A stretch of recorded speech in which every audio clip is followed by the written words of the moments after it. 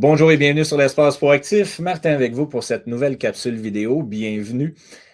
Forte semaine en actualité économique. Pour tous ceux qui regardent ce qui se produit dans les marchés, vous avez sûrement déjà vu ce qui s'est produit au Thanksgiving américain la semaine dernière, lorsque les volumes étaient très faibles et que les contrats futurs du COMEX ont cessé de fonctionner. Une grande partie des contrats futurs du COMEX ont cessé de fonctionner avec les arguments à la con qui nous ont été servis.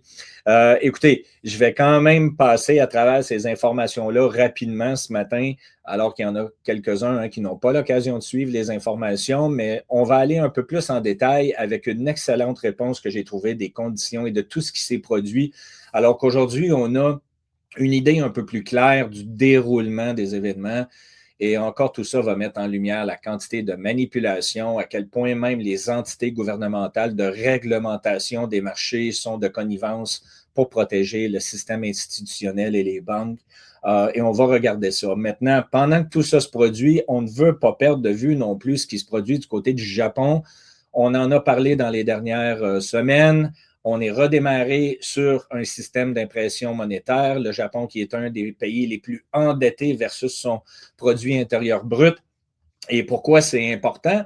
Eh bien, si vous regardez le graphique ici, on prend toujours le taux référence de 10 ans lorsqu'on regarde les obligations étatiques, qui est vraiment tel que dit le taux référence. Et là, vous voyez clairement qu'après avoir été même dans des taux négatifs en 2016 et en 2019, on est en train de retourner à des sommets historiques depuis 2007.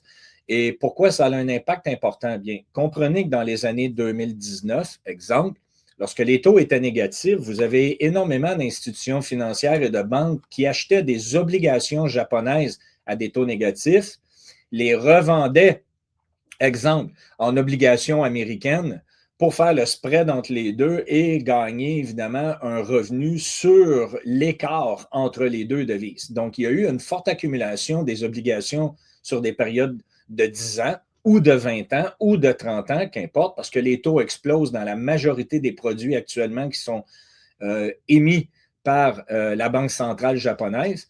Et là, vous comprenez que les banques et les sociétés d'investissement se retrouvent avec des obligations qui sont en forte perte versus les obligations américaines et autres. Et ça crée encore une fois des problématiques de perte de revenus alors qu'ils ne sont plus en mesure de liquider ces anciennes obligations-là, alors qu'il y en a de nouvelles qui sont encore une fois émises. Et là, le discours est complètement débile. Alors qu'on imprime de la devise d'un certain côté au Japon, de l'autre, la Banque centrale tient le discours de dire qu'il serait peut-être temps d'augmenter les taux d'intérêt. Vous avez compris que tout ça est uniquement un discours et que pour l'instant, on n'a rien vu de tout ça parce que fondamentalement, c'est contrarien. Vous avez compris la logique ici. On ne peut pas faire de l'impression monétaire et augmenter les taux d'intérêt en même temps. C'est une action contre l'autre et au bout du compte, comprenez que les marchés vont réagir si ça se produit. Maintenant, de l'autre côté, vous regardez le comportement du yen japonais, donc la devise versus le dollar américain. Pour ceux qui nous suivent assidûment, j'avais identifié là, dans la période de 2022-2023 qu'on était pour voir justement une perte de valeur du yen japonais dans les conditions actuelles versus le dollar américain. On a fait un repli dans les autres 140 points. Et là, vous voyez qu'avec l'impression monétaire annoncée, les conditions économiques difficiles, l'augmentation des taux sur les obligations, eh bien là, on est en train de voir un retour à 160 points. Et si on retourne à 160 points, encore une fois, la Banque centrale japonaise a clairement identifié qu'elle serait prête à lancer d'autres mesures d'assouplissement quantitatif pour soutenir l'économie japonaise. Donc, écoutez, on parle du COMEX et des matières premières d'un côté, mais comprenez bien que il y a des problématiques sérieuses du côté japonais. Et comme vous savez très bien, tous les marchés sont corrélés ensemble, tout est lié ensemble. S'il y a des problématiques qui se mettent en place du côté du Japon, ben clairement, vous allez avoir les mêmes problématiques qui vont se mettre en place au fil des prochains mois et années du côté des autres banques centrales et des autres pays aussi au niveau de leur politique monétaire. J'aimerais vous rappeler que du côté de l'espace proactif, nous avions déjà identifié en janvier dernier avec une superbe lettre proactive écrite par Éric Mermeau le marché du cuivre. Comme quoi qu'il y avait une opportunité qui se dessinait du côté du cuivre et ça, c'était en janvier. Et là, ben, comme par hasard, on réagit aujourd'hui en se rendant compte en novembre-décembre qu'effectivement, il y a une problématique au niveau du cuivre. Cette problématique-là est très similaire à celle que l'on vit dans l'argent en ce moment.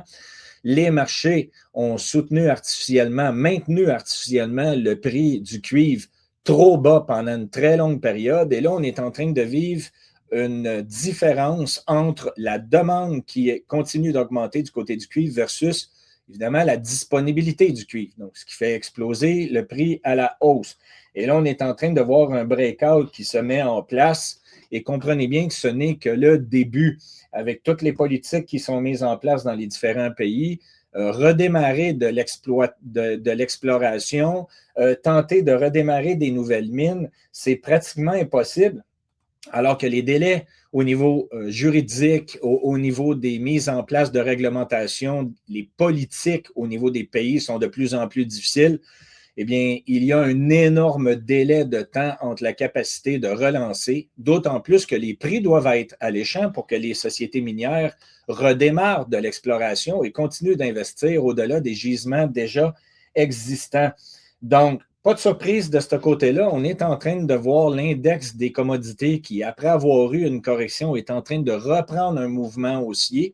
Et ce n'est pas unique à l'argent et au cuivre. Ça se place actuellement dans plusieurs autres commodités, que ce soit l'uranium, le platine, le lithium et autres. Donc, on va voir comment le marché va se comporter au fil des prochains mois, mais chose certaine, nous avions bien vu ce qui était en train de survenir, comme je l'ai fait sur l'argent depuis déjà plusieurs années, même nous étions très en avant de notre temps, mais aujourd'hui, eh bien, on reçoit les récompenses que l'on mérite après la patience de plusieurs années, n'est-ce pas? Du côté de l'or, on regarde ici un graphique qui nous mentionne à quel point le plus gros acheteur actuellement, en éliminant les banques centrales, on parle uniquement de pays ici, vous voyez que la société Tether est non seulement le plus gros acheteur actuellement d'obligations américaines, mais aussi d'or pour pouvoir utiliser ça en actif qui leur permet de être utilisé en collatéral pour pouvoir emprunter d'autres devises et ainsi de suite. Donc, ça se poursuit du côté de Tether.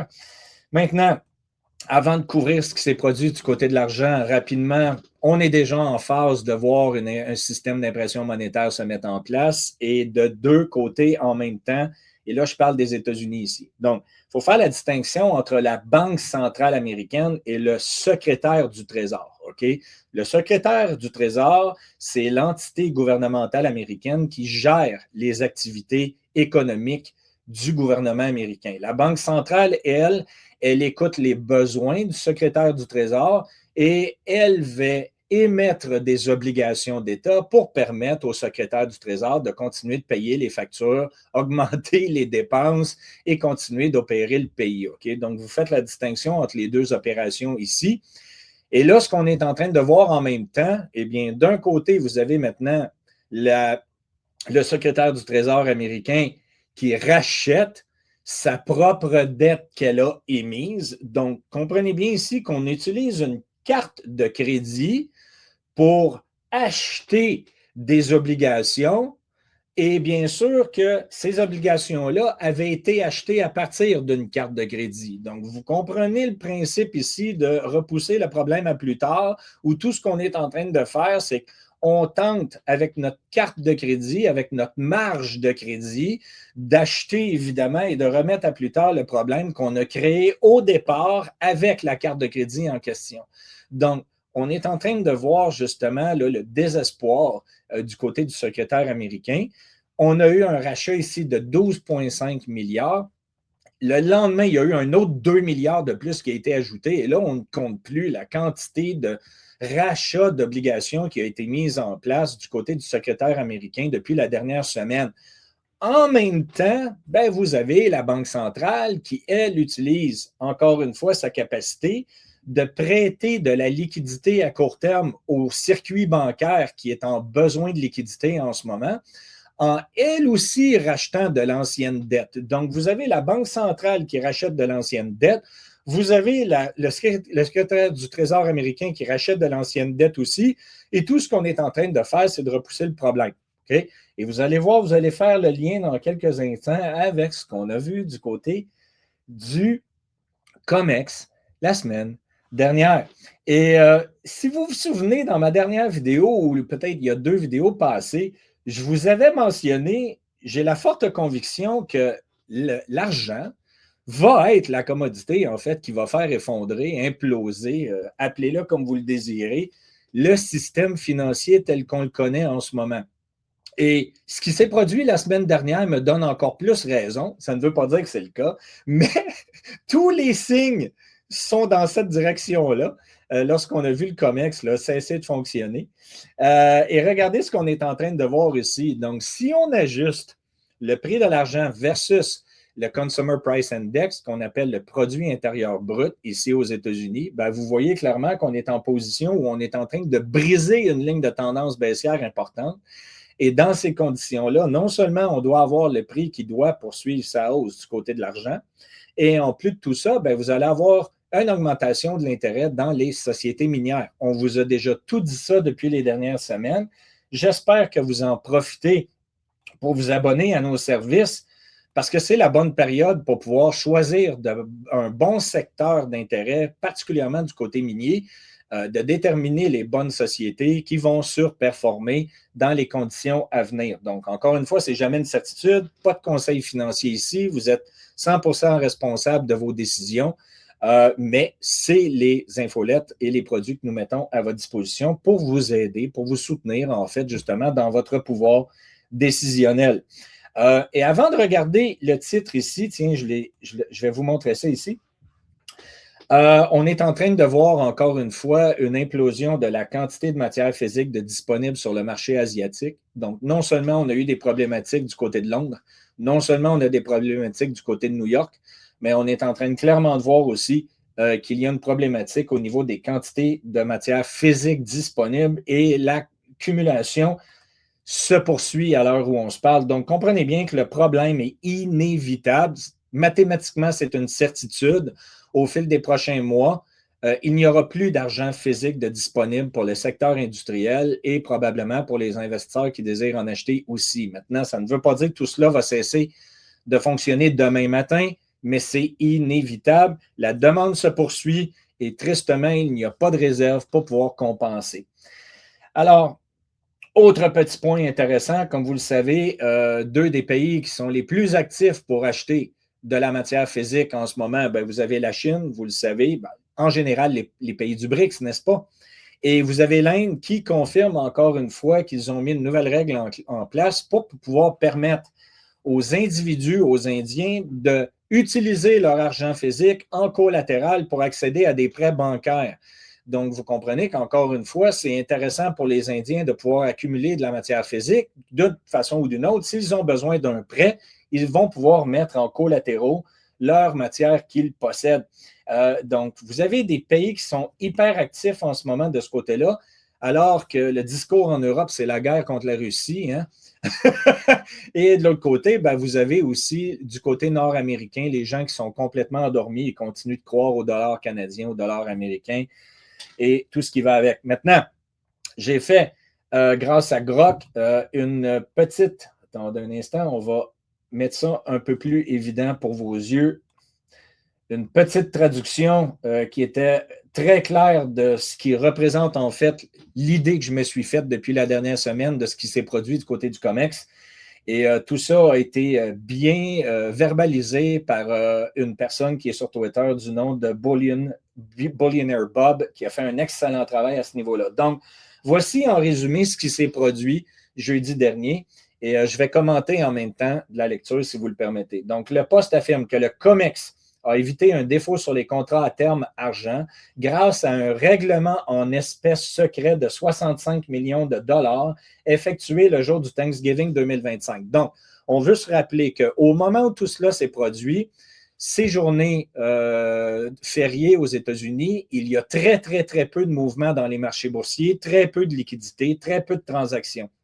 J'étais à ce moment-là précis devant mon écran à analyser le marché. Le prix de l'argent a poussé dans une période très courte à plus de 2 % pour atteindre un nouveau sommet et démarrer le breakout sur la dernière résistance que j'avais montrée dans la dernière vidéo. Et comme par hasard, les contrats futurs ont cessé de fonctionner et immédiatement, il n'en fallait pas plus pour que, évidemment, les nouvelles conspirations circulent. Et là, ce qui a été dit de la part du COMEX, c'est que un des centres de données qui est primordial pour le fonctionnement du COMEX du côté de l'Illinois avait surchauffé.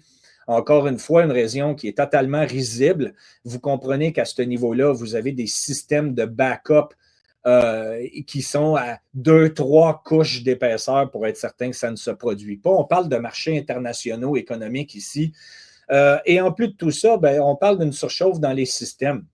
Surchauffe dans les systèmes dans une période où il y a le moins de transactions, d'autant plus qu'à la même période, au même moment, il faisait exactement moins 4 degrés Celsius en Illinois. Donc, très rarissime de voir ce type d'événement-là. En passant, la dernière fois que le COMEX avait cessé des opérations pour des technicalités, on parle de 2014. Donc, comprenez bien que ce ne sont pas des événements qui se produisent sur une base régulière. Donc, le COMEX a cessé de fonctionner sur une période de 10 heures.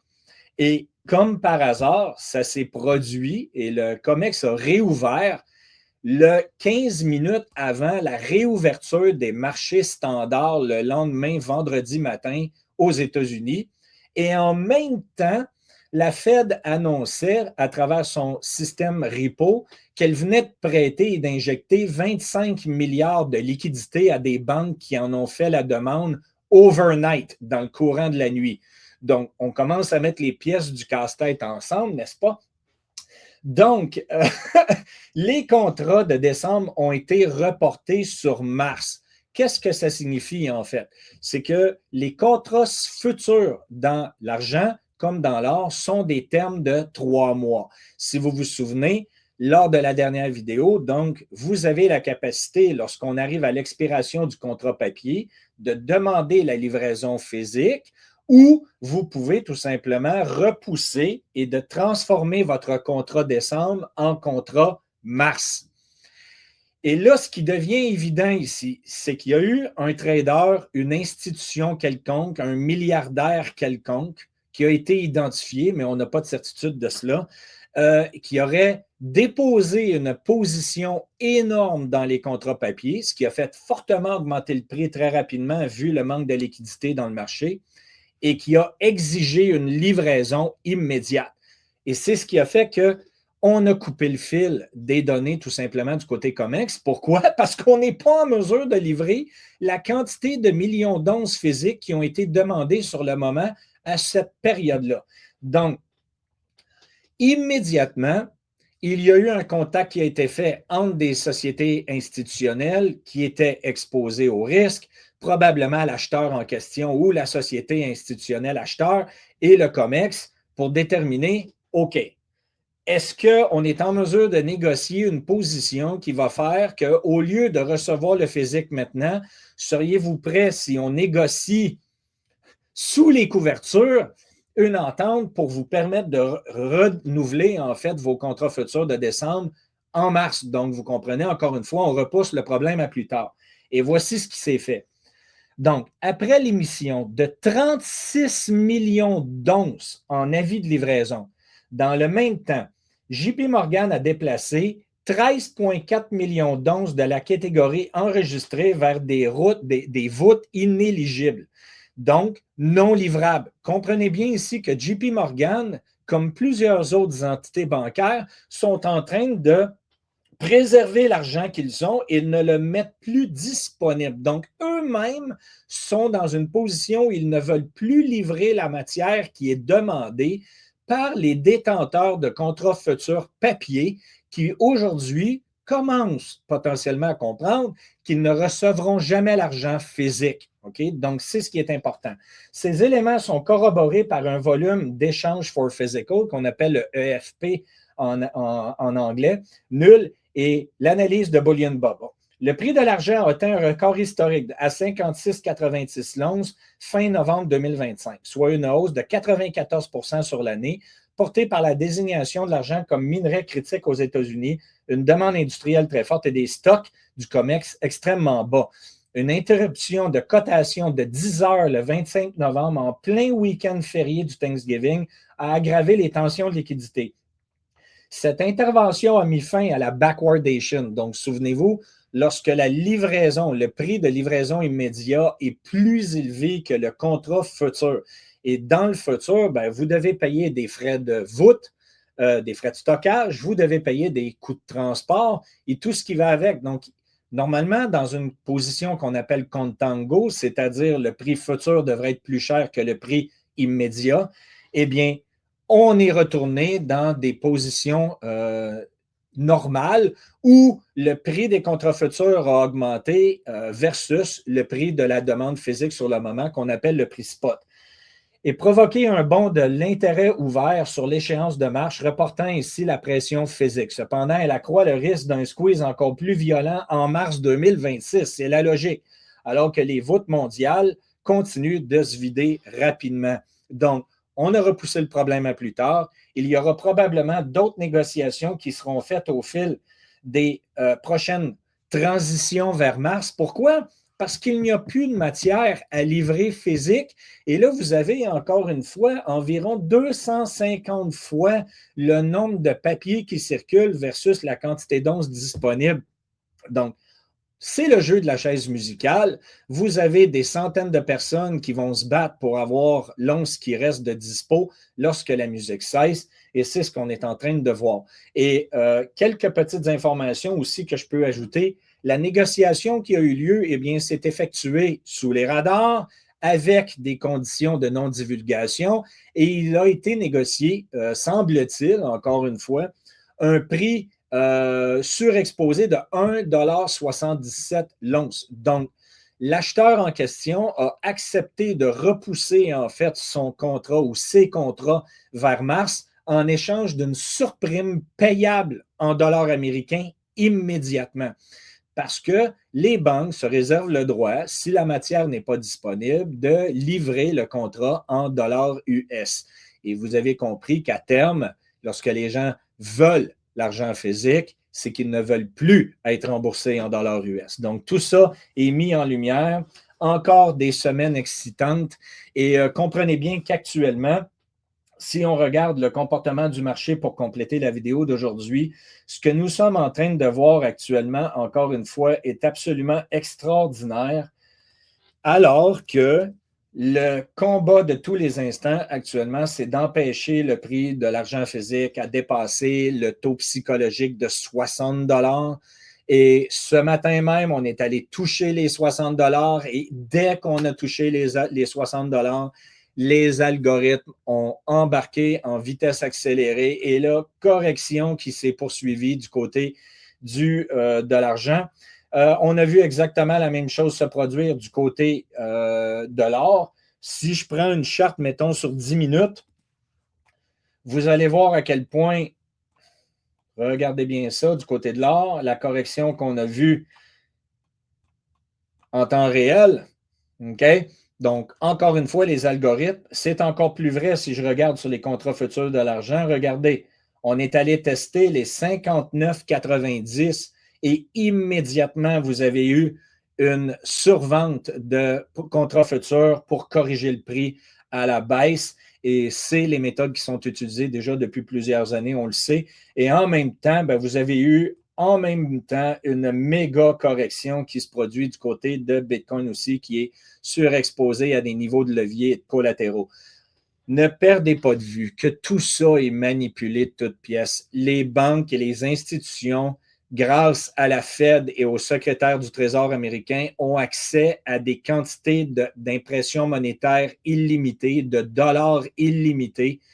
Et le système qui est en place est d'empêcher tout ça de s'effondrer et de tenter de garder les réserves le plus longtemps possible. Maintenant, ne perdez jamais de vue que lorsque la confiance se perd entre le marché et les investisseurs, il n'y a plus de limite. Malgré l'impression monétaire, le marché doit vivre les conséquences de la perte de confiance et c'est ce qu'on est en train de vivre à grande vitesse. Ça se produit du côté des politiciens en premier. Et je vous l'avais dit déjà en 2012, on est en train de le voir du côté des marchés. Sur ce, bonne fin de semaine, profitez-en bien. Abonnez-vous à nos services. C'est une belle période pour le faire avec tout ce qui s'en vient du côté des matières premières.